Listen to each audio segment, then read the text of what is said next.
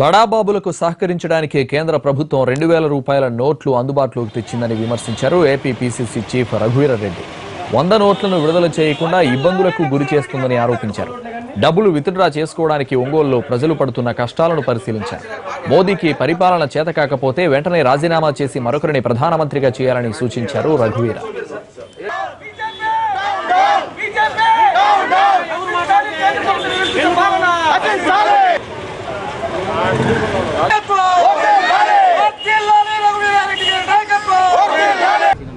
ఐదు 1000 నోట్లు రద్దు చేసి 2000 తీసుకొని రావడం ద్వారా మళ్ళీ పెద్దవాళ్లకే ఉపయోగం కలుగుతుంది అని అంటా ఉంటే, ప్రధాని గారు మాత్రం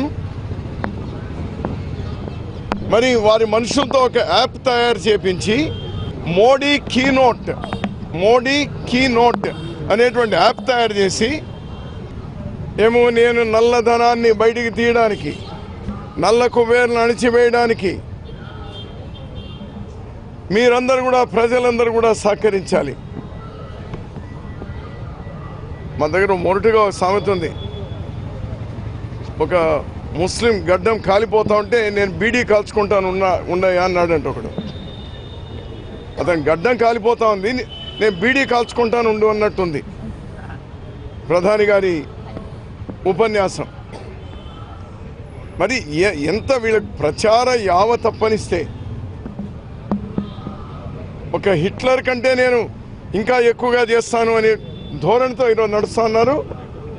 దీనికి కోట్ల రూపాయలు తగిలేసి, చేసిన తప్పుని దాచుకోవడానికి కోట్ల రూపాయలు తగిలేసి ఊరువాడ తిరుగుతున్నారు.